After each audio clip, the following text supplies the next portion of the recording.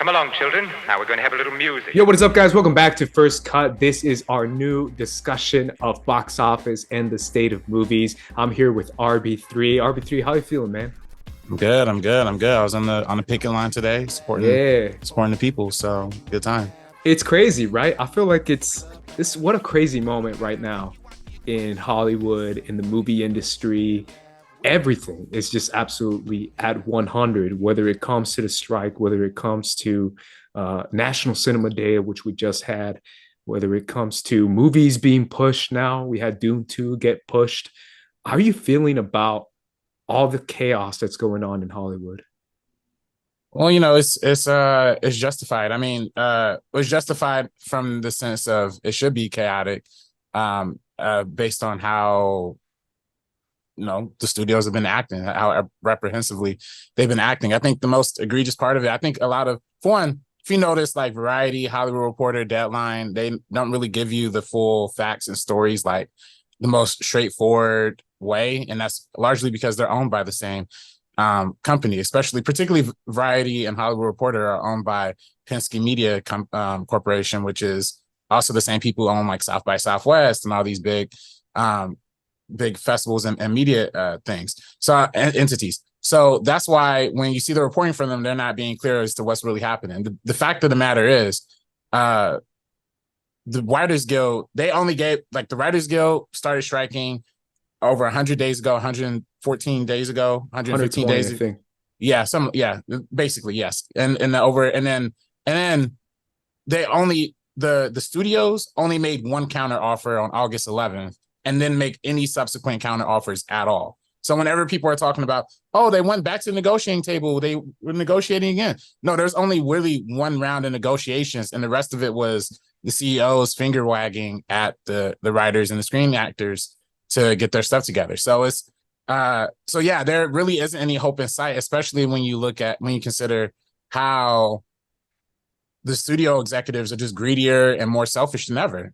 The fact that a lot of this could be cleared up if, like, the studios took a 1% to 2% hit on their revenue, and they're still, instead of taking that small hit, they're taking big hits by moving Dune, by pushing out Stranger Things for Netflix, by half of these Disney movies flopping. I mean, the Haunted Mansion probably left an easy $100 million of on the table if all the cast of Lakeith Stanfield and Tiffany Haddish and Jamie Lee Curtis would have been out there marketing it, but they weren't. So yeah, that's a problem. Yeah, it's a huge problem, man. And obviously, at the time of this recording right now, I see in Deadline that there's a CEO meeting going on. So I guess they're all kind of coming together to talk about how they're going to save their yachts and their private planes, because that's the most important thing for them. So this is obviously the most. I feel like we're in that breaking point, right? We're reaching that breaking point, I guess, where a massive movie like Dune 2, massive in the sense of budget, massive in the sense of stars, cast, the size of the cast, as I said before, the size of the budget and probably the marketing budget as well. A lot of money just went down the drain for Warner Brothers to push that movie, all because of what's going on now. And by what's going on now, I mean the studio's unwilling to give up the bare minimum and unwilling to do any kind of concessions when it comes to AI and when it comes to giving livable wages for these writers and these actors. So it's definitely a chaotic time. It's hard to keep up because you're enjoying some stuff coming out, but at the same time, it's important to remember what's at stake and what's going on in the city and in the industry. Speaking of that, we just had National Cinema Day. Are you a participant, RB3, of National Cinema Day? I was. Okay, I what'd you did. see?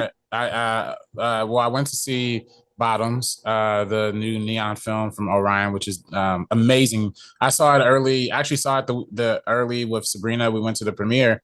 It's directed by the director of Shiva Baby, and she's Oh, no literally way. like, yeah, she's literally like 24 or 25. So it's kind of like surreal seeing people younger than you make their like second Yeah. movie. But for one, seeing it on Wednesday was absolute riot. Sabrina and I are gonna like do a full review about it soon, and then but then seeing it again on Cinema Day was great. This is my second. Obviously, this is the second year they did Cinema Day, National Cinema Day. The first year was on a Sunday. Sorry, first year was on a Saturday, and that day I actually did like a three or four movies. Like I just did like mad double features or triple features. Because tickets were only $3. This time it was $4. And plus I had a bunch of stuff going on.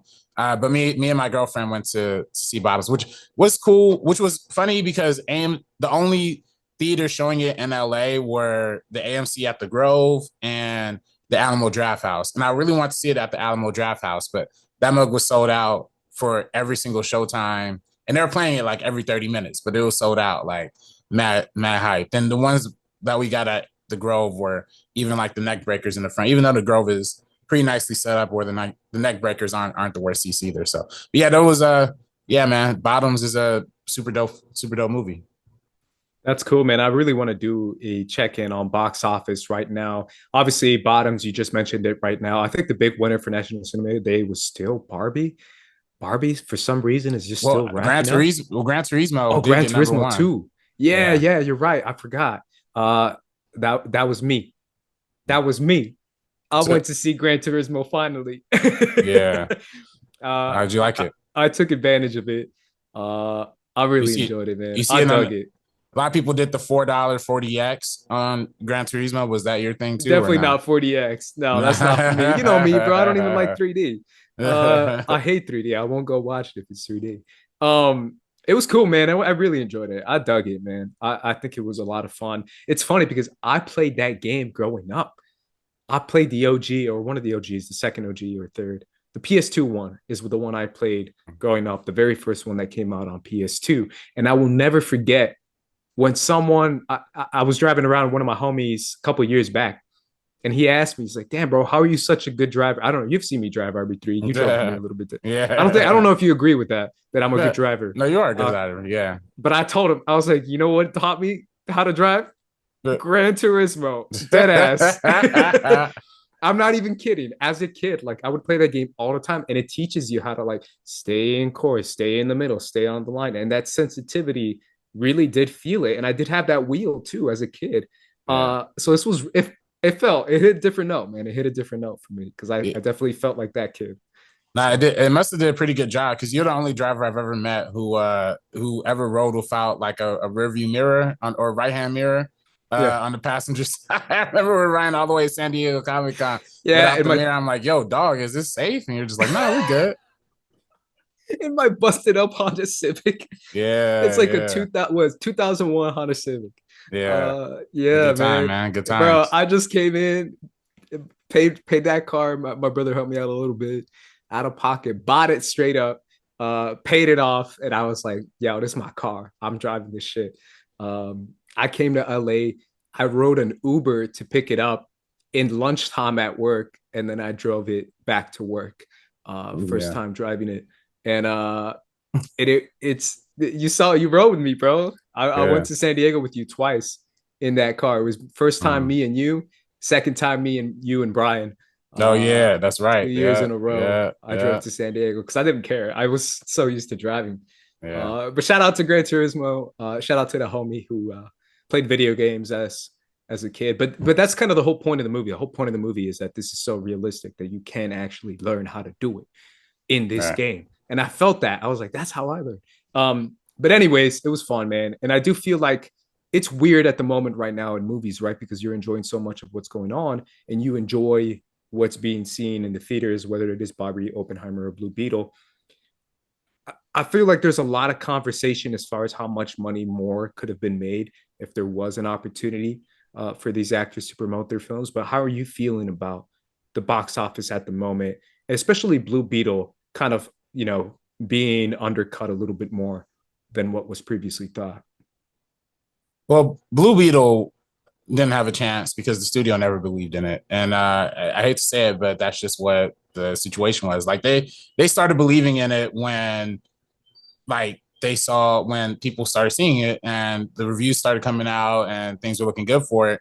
And there were whispers of it being an actually good movie. Then like at the very last second, at like the 11th hour, they decided to put a much bigger push into it. But yeah, they didn't try it at first. And that's on Warner Brothers' fault. You know what I mean? I don't want to call out certain marketing agencies too, but I know certain the certain people that be working on these movies, they're just like, just be kind of trash too. So it's just like, it just, and listen, I'm gonna say it too, like Warner Brothers are the absolute worst when it comes to and people know this is no secret when it comes to copyright strikes on YouTube. They are atrocious. If you put a second of footage in anything you do, they'll automatically strike you and make it super impossible to get that monetization. So yeah, they're just a bad studio altogether, bad peoples altogether.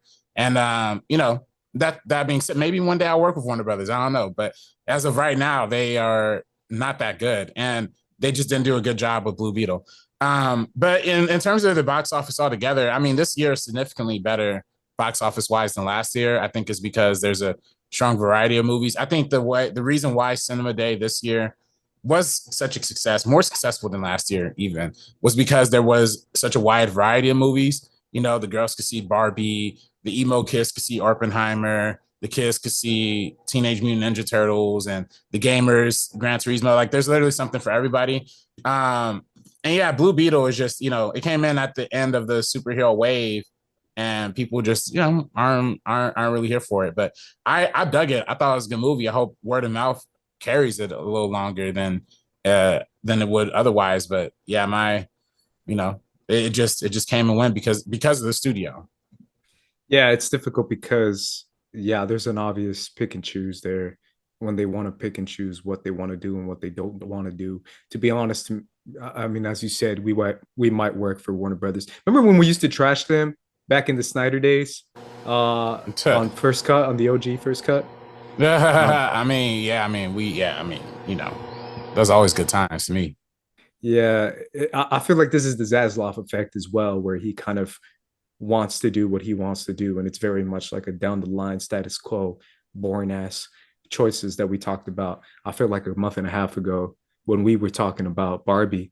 But yeah, man, how are you feeling about movies now, especially now that we're mentioning Warner Brothers being pushed, specifically Dune 2? Do you feel like this is going to be a domino effect, that more films are going to follow?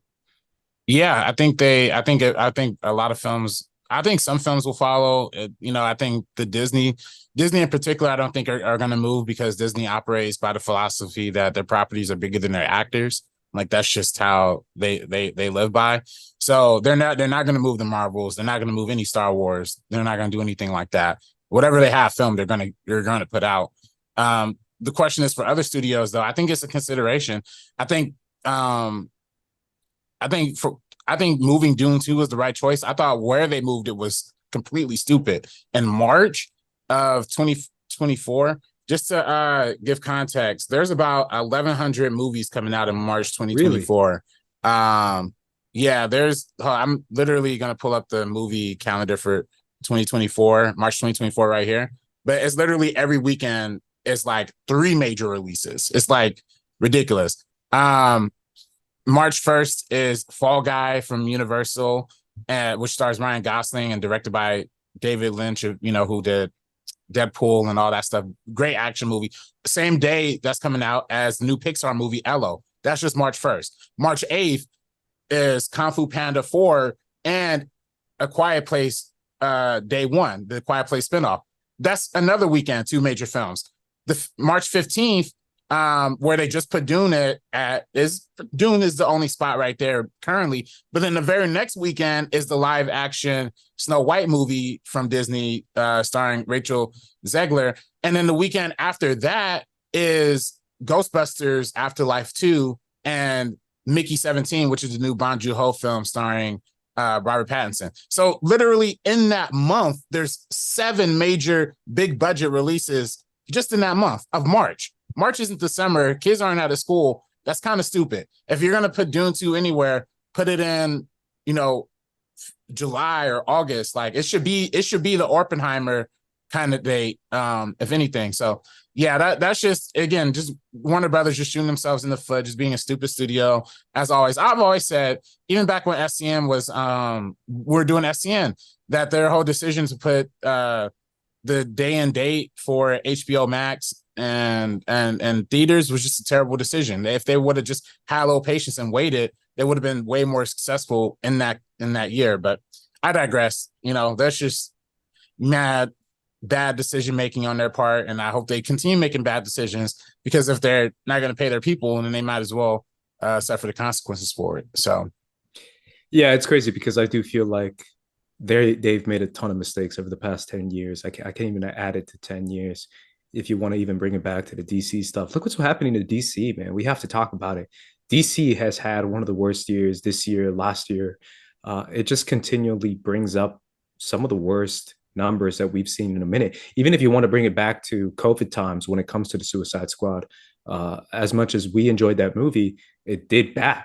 And as much as we enjoyed, I know we just talked about Blue Beetle. It was undercut. It did bad.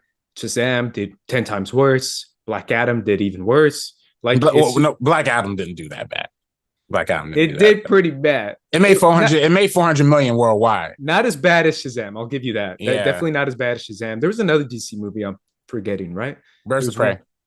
Birds of Prey. There's a lot. It's just back to back to back to back to back L's after L's after L's after L's.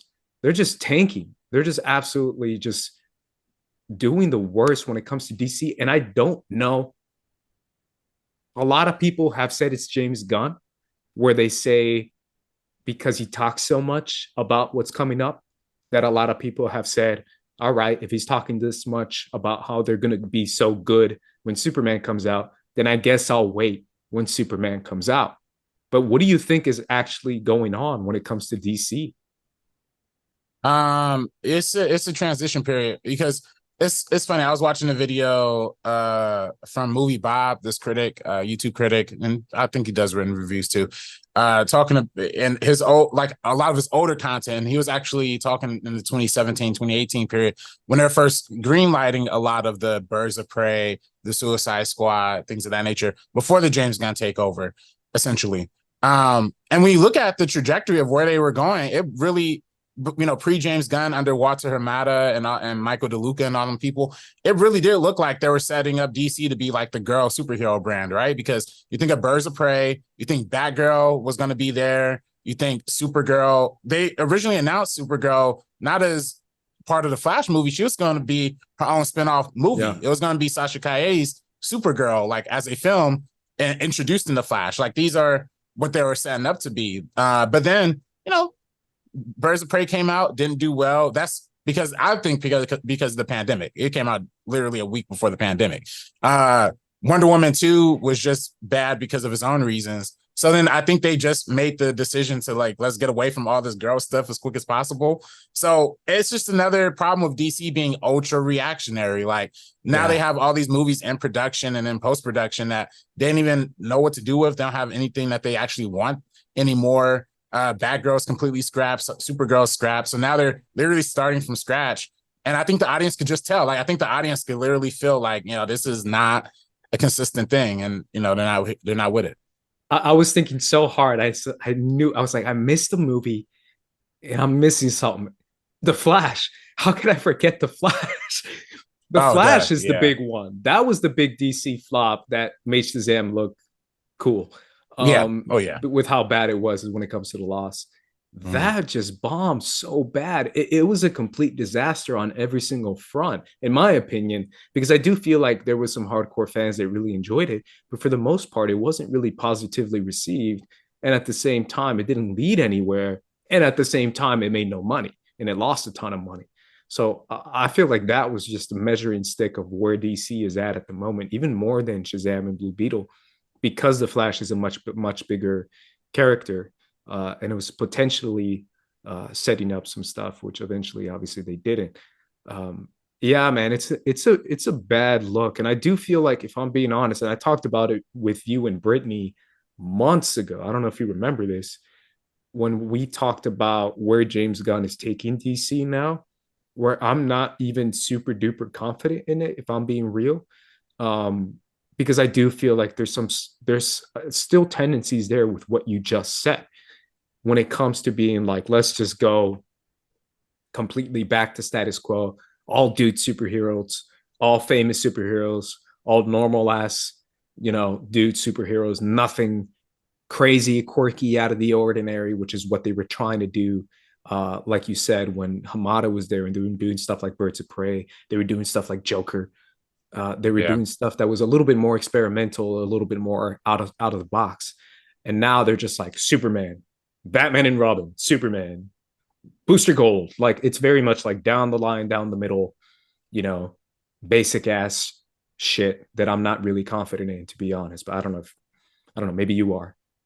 Yeah, I mean, I like James Gunn as a filmmaker, so I do think he can make something out of nothing. I mean, I think there's reports that he was really secretly ghostwriting a lot of the Marvel stuff during his run there, and I think, if I'm being real, there's definitely a clear decline, like post Endgame, like the writing quality at Marvel. So, like, yeah, I kind of believe that. But yeah, also too, just speaking on the Flash debacle, that movie made $268 million worldwide. I think that's the definitive number of like how much like a comic book, if you get every single hardcore online DC and Marvel head in the theater, like, and just them without general audiences, without geeks, that's going to be your number. You're always going to have like a solid 250 million built in. It's how you market to the rest of the world is people are going to be to get people excited. And the fact of the matter is with Flash, that movie might have actually been helped that there was a strike happening before that, because Ezra Miller's reputation was so in the tank during and even now still after the movie that it kind of made it impossible to sell it to people who were like slightly bit normie. Not only that, but I think Batman fatigue is real. I know we love Batman, but we just saw Robert Pattinson, we just saw Joaquin Phoenix as the Joker in a Batman adjacent thing. People don't want to see also Ben Affleck, also Michael Keaton, and another spinoff thing, also George Clooney, if you want to get technical with it. So it's like, nah, this is now you're just getting goofy at this point. So I think what Gunn, if James Gunn is committed to doing more Elseworld stories, like more spinoff universes, like the Batman, I do hope that, I think this reporting that there's still kind of ish working on the Michael B. Jordan, Tallahassee Colts Superman movie. At least there's like whispers about it. I would be down if they are just like his DC, Wonder Bread, White Bread, DC universe, if he's doing that. But then in the other worlds, if we have a Matt Reeves, the Batman world, and we have a Michael B. Jordan Superman world that are separate, then okay, now I'm here for it. I'm down to give it another look. The Joaquin Phoenix Joker, keep it separate. If you're just gonna commit to the separate thing, commit to it. Don't try and make everything like super connected, because I think that's just where DC fell before. Yeah, I feel like that's kind of the opposite, though. I feel like that's kind of what they're trying to do.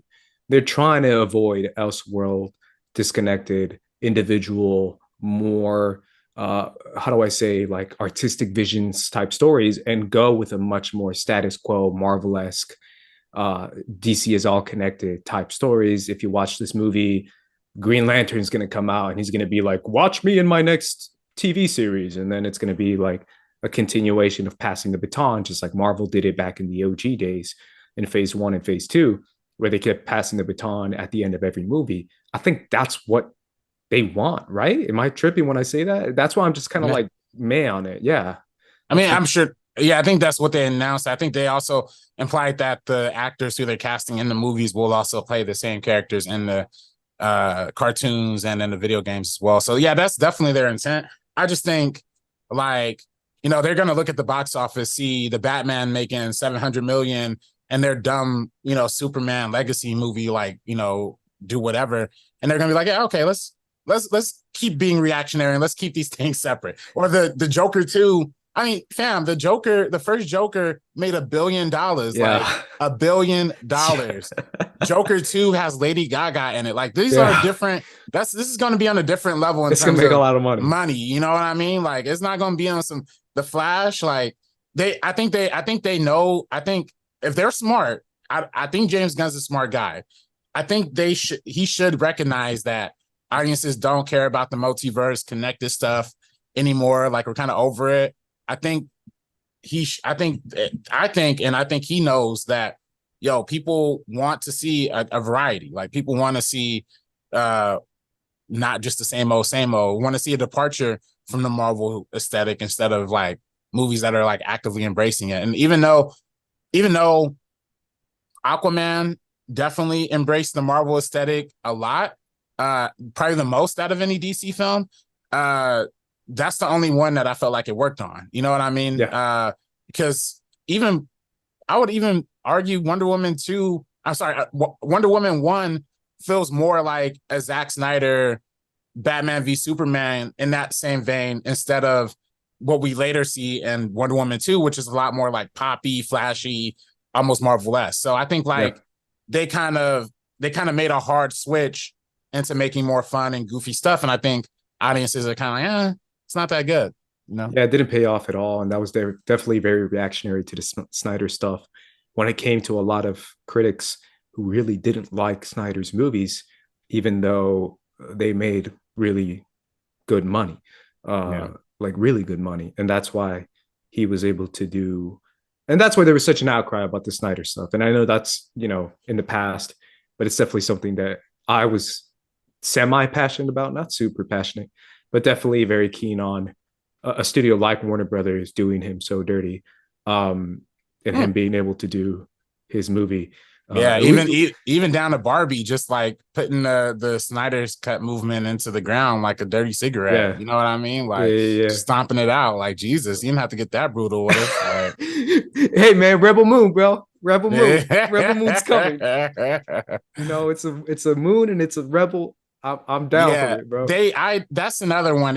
That's a terrible marketing decision. Rebel Moon Part 1, Sunchild. Like, what? Like, just call it Rebel Moon and Rebel Moon 2. Like, stop it. I hate this like Part 1 subtitle. When I heard Part 1, my heart sank. I was like, oh no. Not Part 1.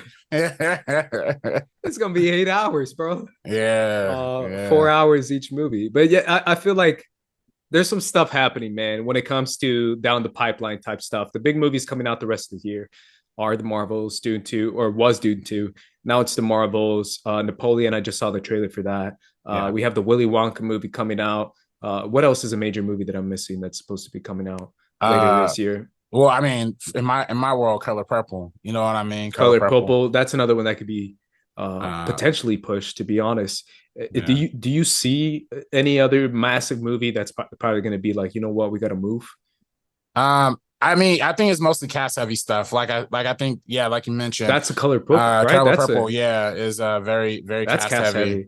Willy Wonka, I mean, that's the whole selling point. It's supposed to be Mr. Timmy, Austin Reeves, Chalamet. I see, but that one I do think they would benefit from not really showing Timothy's face all that much. You know what I mean? Because I mean, for me personally, when I watched that trailer, I really do think that's one of the most like miscasted roles like I've seen like recently. I don't know about you, but he's like, yo, I'm Willy Wonka. Like, he's trying so hard to do it. Quiet up and listen down. Scratch that. Reverse it. Yeah, I'm like, yo, son. I'm like, yo, he's spitting. No. I can't lie. I gotta be honest. I love that Willy Wonka trailer. I don't know, maybe it's just because it's so goofy. I like it too. Yeah. Then I'm just like, man, I'm kind of down with this. I kind of want to see it. Yeah. I almost kind of feel like it would do good numbers, to be honest, in December 25th or whenever. I think it's Christmas, Yeah, December 20th. There's also Killers of the Flower Moon. Oh, Killers, I think. But what's interesting though, Paramount almost took the reverse effect on it. Instead of giving it a limited run and like, platforming it, they actually going full theatrical with it off the rip, which I think is fascinating. I think for one, Martin Scorsese movies, nobody talks about it. His movies low key make money. Like The Wolf of Wall Street made a lot of money. Some of his films don't, like obviously Silence didn't make any money or anything, but like, his movies still make an impact even at this late date. And I think this film, every time that trailer comes on, like before Oppenheimer or, whenever I saw a trailer, like people got hyped, like, yo, it's Leo. Like, and they have that little beat that's like doom, like a little hip hop beat underneath the trailer. Like people are like, yo, okay, all right, this might be kind of hard. So I could definitely see that one. I don't think that's gonna get pushed. I definitely think they're committing to locking that one out. So can we agree that it's sad, obviously, the state of movies at the moment, but it's sad mainly or solely because the studios are not willing to come to the table with reasonable offers and are not willing to give up. What did they say? The average is 0.18% per studio, is Yeah. what I read.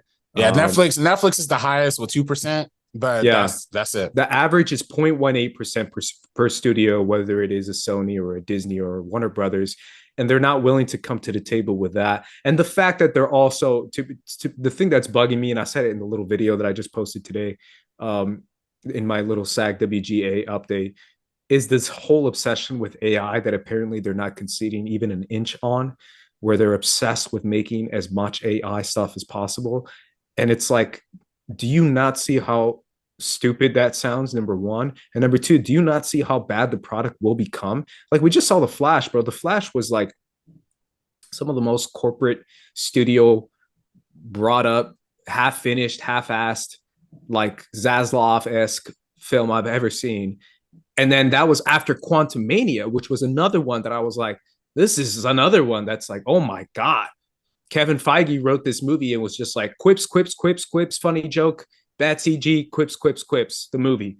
And I'm like, this is what studios think will make money. Now imagine them putting that into an AI generated bullshit. It's just sad, man. I really do feel like it's sad where you see actual quality films make money and then they're scratching their head as to why that's making money, like an Oppenheimer or even like a Barbie, which again, we can talk about the product placement of it all.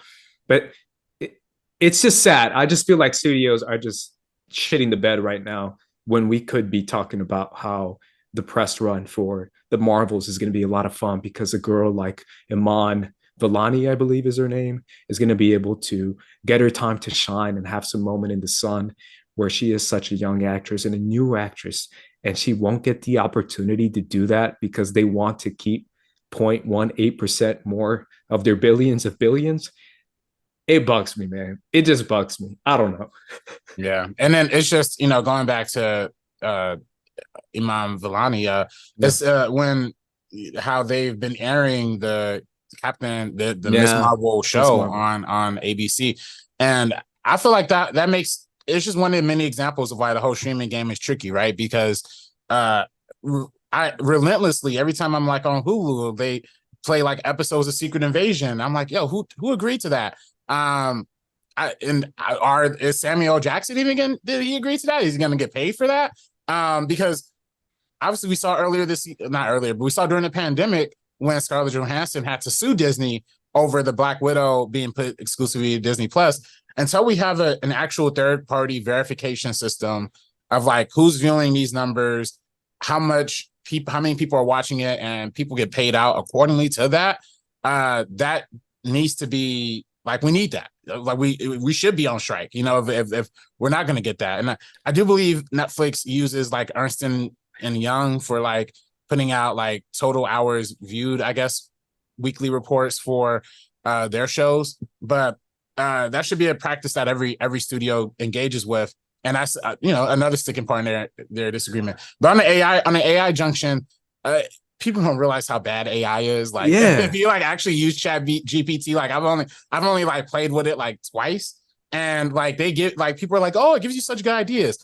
Who are these people saying that? Like, because every time I put in something in Chat GPT, it's trash. Like, it just like it gives you a lot. It won't give you a story, but it's a trash story. It's like, hey, something that's like not writable or enjoyable or filmable at all. So it's just like, nah, not good. And especially when you think about how the fact that like you can't even copyright AI writing, you can't even copyright AI art. How is the studios even going to copyright characters or ideas or IP from something that's computer generated? Like that's going to be a whole nother set of legal questions that they're not going to be able to have answers for. So that's the other thing where they're going to use their own scripts that they already own technically because they have the rights to all their films and develop stuff from there. But that's just like an awful idea already because you're just going to get an amalgamation of what came before. So you're going to get a mixture.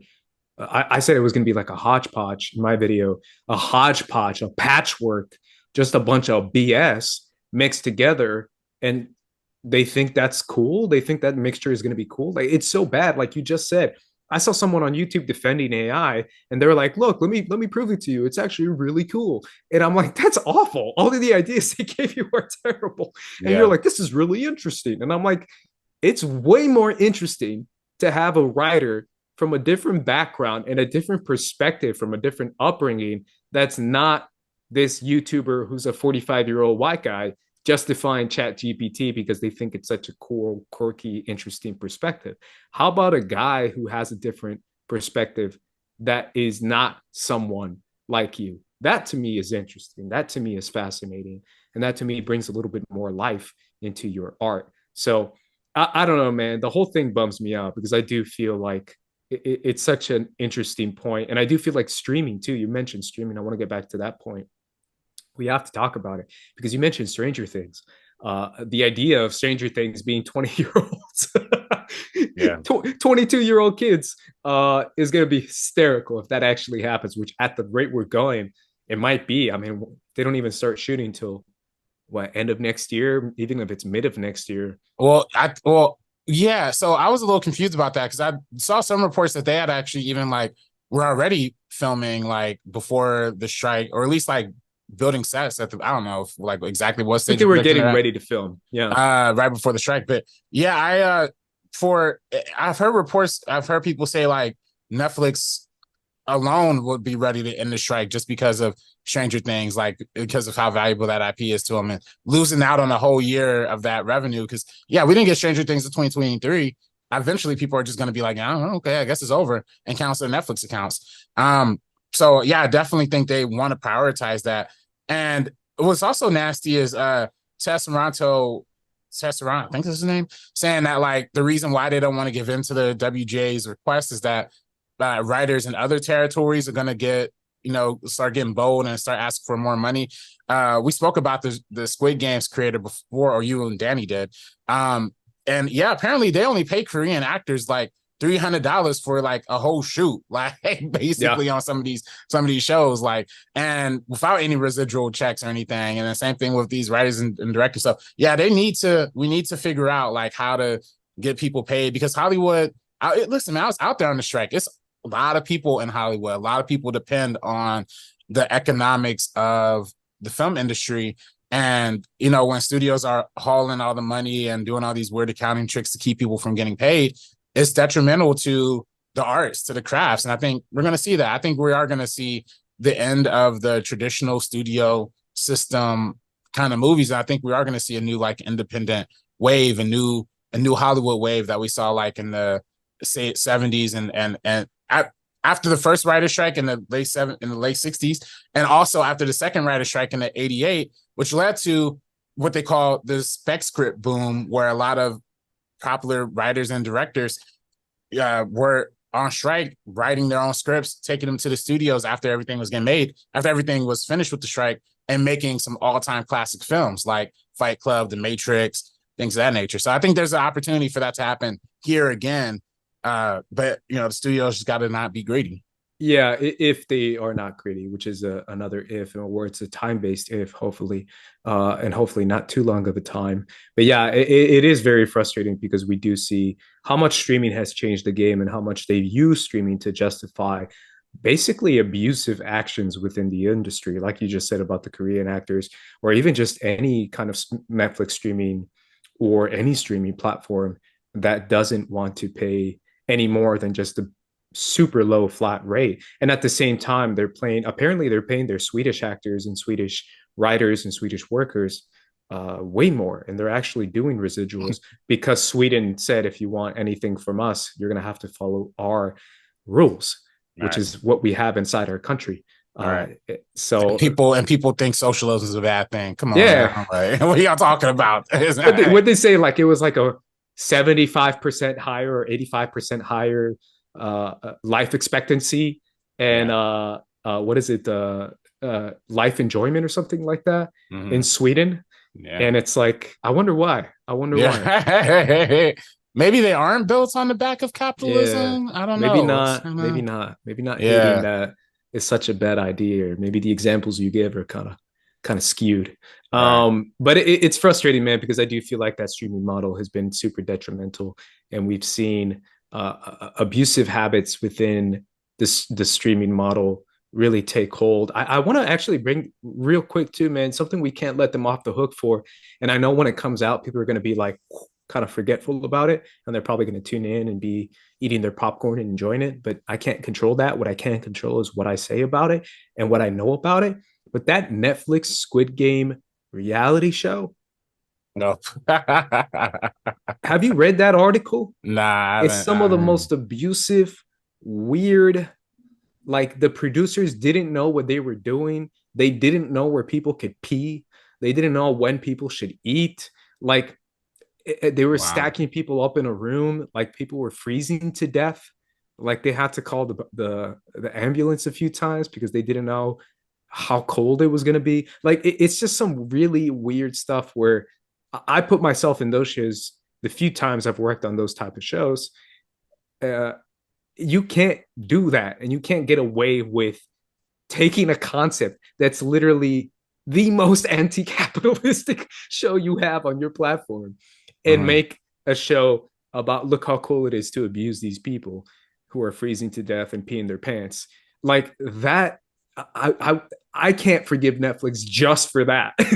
Like that Mhm. article was so scathing that I read, and that was a while back. That was way back when someone came out and was talking about it. So when the show eventually comes out, people are going to forget about it, but they don't know what they're doing. Let's just say that. And they're taking the bad choices on their platform and amplifying them when it Yeah. comes to taking shows like that and thinking it's a good idea to do that. So I don't know, Well, just something to keep in mind. yeah, I mean, well, Netflix and reality shows in general, there's a whole Yeah, in video general. on More Perfect Union where they detail the abusive conditions on the Love is Blind set. That's right. I Yeah. remember I heard about that. Yeah. And they were psychologically manipulating, torturing, funneling these cast members alcohol. Some of these people were going through like intense mental health struggles during the show. And when asking the producers about it and addressing them about it, they're just like, nah, yeah, like, you good? Like, hey, drink some more.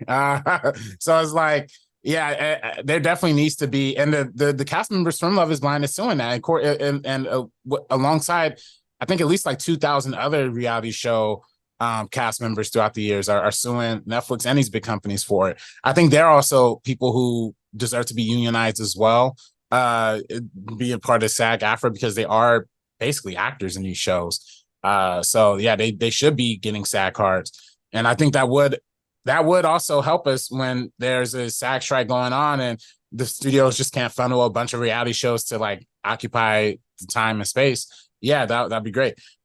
Speaking on the other unions on strike too, I know the IAT Aitza. ISA, yeah, they the editors and the and a lot of people, they're about to restart their negotiations on a new contract pretty soon. And people like and the people like the visual effects VFX. people, VFX studios inside of Disney are looking to unionize. What's confusing about that article is that they said the in-house visual effects companies, but they never mentioned Lucasfilm, which is the biggest visual effects company in the world, which is also owned by Disney. But that was never specifically mentioned inside this article. So that kind of makes me wonder, like, is Lucasfilm being part of the strike? And just one more thing about, and this is all just conversations I was having today, like on the picket line. So that's like why I'm bringing it up now. But also picket line conversations. A lot of people think like September, like next week, the strike was going to end, right? Like Labor Day. Like a lot of people are predicting Labor Day as the end date. I'm really not thinking that's going to be the case. Like if No. the studio executives only gave them one counter offer 3 weeks ago and haven't followed up since, like I kind of think it's, you might be heading into a little bit of a longer time here. It might be kind of crouching into October, November type of situation, which is sad. But again, if we got to starve the studios in order for them to listen, then that's just what we're going to have to do. Yeah, man, I do feel that way as well, and I do feel like it's now or never. I'm not even tripping when I say that. Like I do feel like, and I'm not even an actor or a writer, so it's easy for me to say, obviously, and I don't mean it in a negative way, but I do feel like it's worth it. It's Yeah. really worth it. 10 years from now, 8 years from now, when shit could have been 20, 30, 40, 50 times worse, and it could have been like I don't know, man. Imagine like a writer's room with like AI tools, and it's just two writers, and it's just AI, and then a studio head or a studio executive or a Yeah. producer. It'd be shit. It'd be a giant piece of shit. And I feel like that's the future that they want. They want two writers, pay them as little as possible, and give them an AI tool with a producer and just try to make shit up. Uh, and it's gonna be shit. And then they're gonna make AI generated CGI and AI generated. It's all gonna be just the complete disgusting quantum mania times 100. Like it's gonna be like quantum mania. And I do feel like that's the future we're looking at if we don't, or if they don't hold the line. Just the most basic ass washed up shit. I do feel like that's important. Last thing, I I wasn't gonna bring it up, but I might as well. Do you feel? No, I don't know if I should say this. I think we should just cut it short. No, give it to me. Oh, what's that? Just the most hottest takes ever, or just the most hottest opinions, because I do feel like there has to be eventually a conversation. And I gotta be honest, this is a whole different world when it comes to the YouTube space, the TikTok space, the whole media review, YouTube review space. Is it a detriment eventually that a lot of people are not talking about this stuff? Like, does that eventually, Movies? yeah, does that eventually become this space become even worse than it was before? Like, I almost do feel like there is kind of a give and take, right?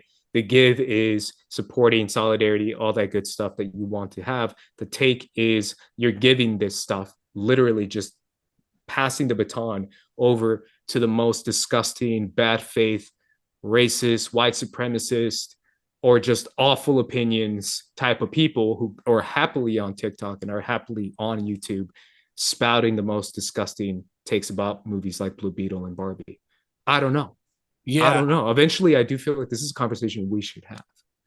Yeah, I mean, I do think you know, when in the movie space, in the movie YouTube space, it does matter. At the same time, though, it's also a small space. You know what I mean? Like That's the thing. it's a small corner. Is it So even it's that like, important? Yeah. yeah. I don't think the general moviegoer is caring about that stuff, especially look, they went all hardcore against Barbie, but that movie made $1.3 billion.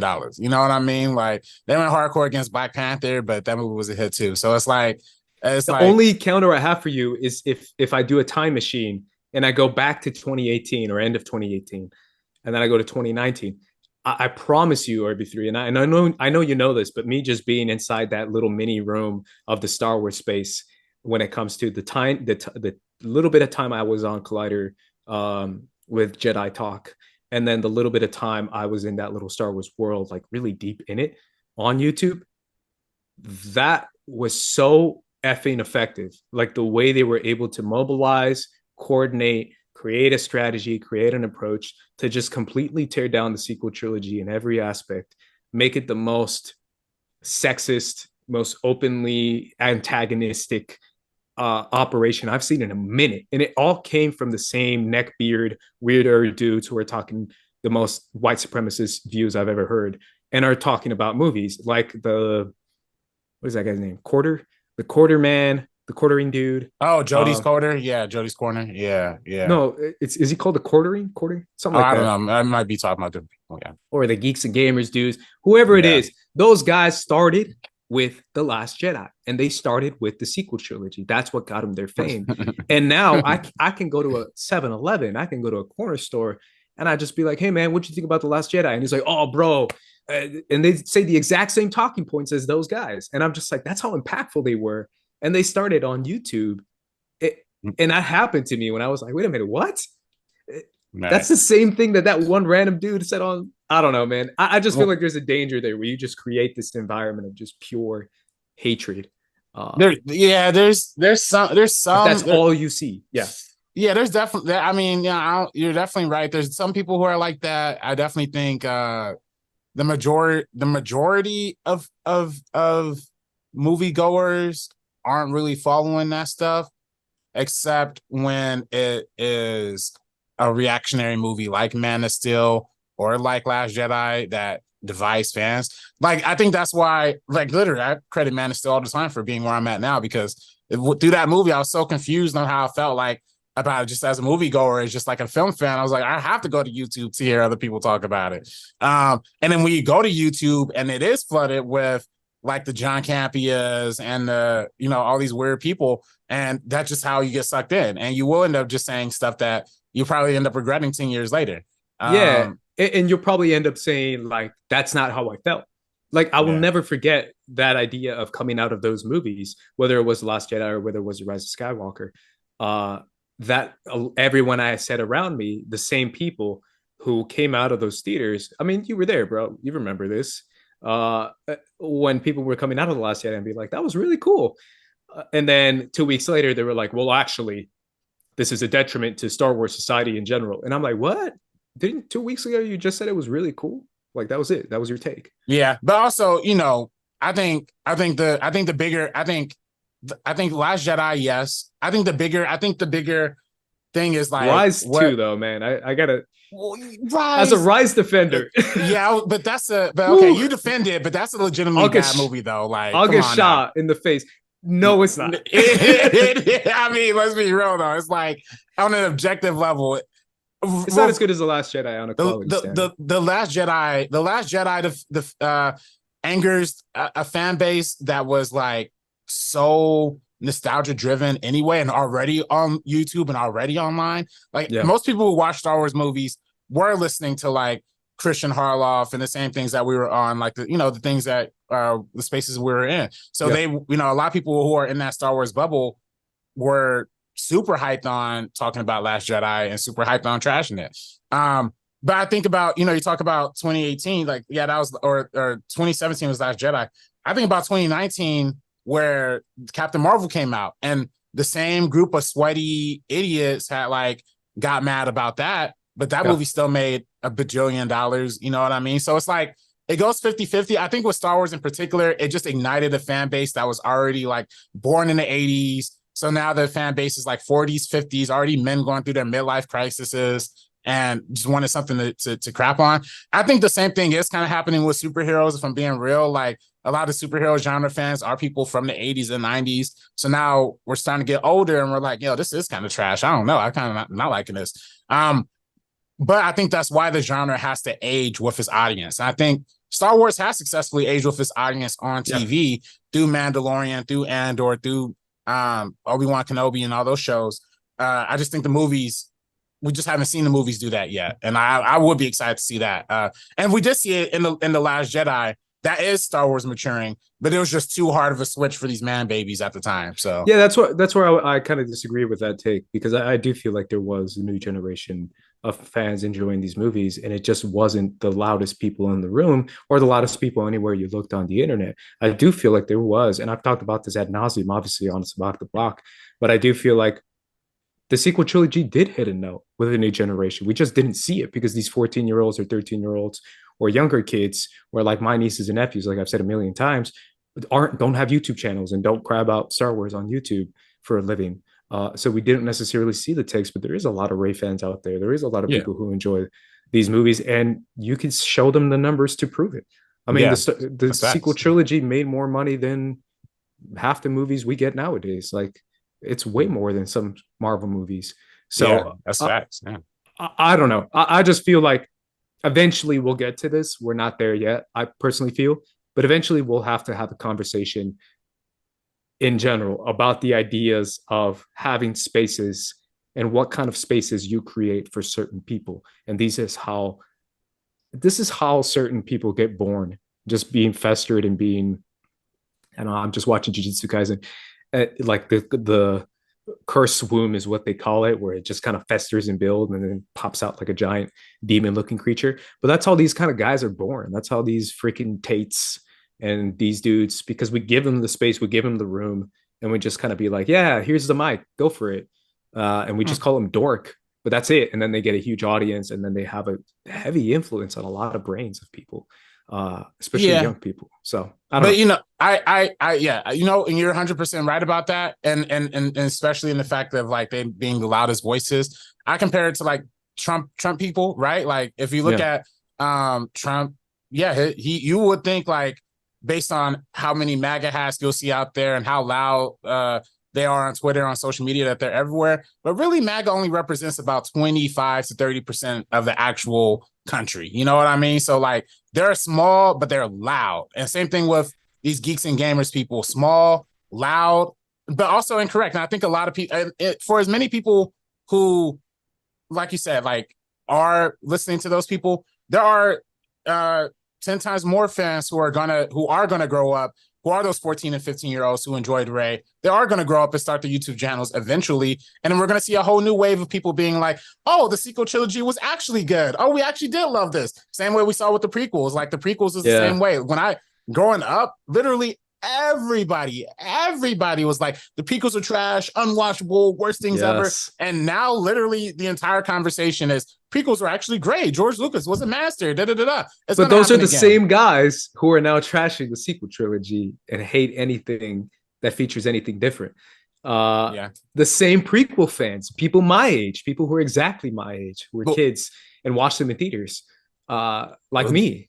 I mean, they're wave riders, bro. So they ride the wave of hate to get popping now, but then they're gonna ride the wave of loving Star Wars later on down the line because that's what's popular. So that's what I'm saying. I feel like there eventually will be a good avenue, and I feel like there is a little bit of it on TikTok. I've seen on Star Wars TikTok, and I've mentioned it before, but I do feel like there is young people, 20-year-olds, 19-year-olds, 22-year-olds. Who do come from a good place and a positive place on Star Wars fandom. I'm just saying that a lot of them are now quiet. That's all I'm saying.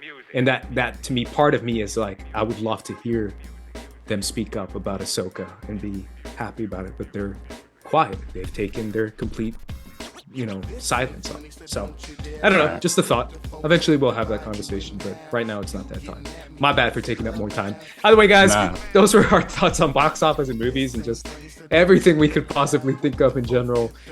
My bad for making this conversation so chaotic, but I appreciate you guys tuning in. If you did, you can follow us at First Cut. You can follow me at Squad Leader Ace RB3. You can follow me on Twitter and Instagram at Director RB3. But either way, guys, for the First Cut crew, we're going to be peacing out. So peace, deuces.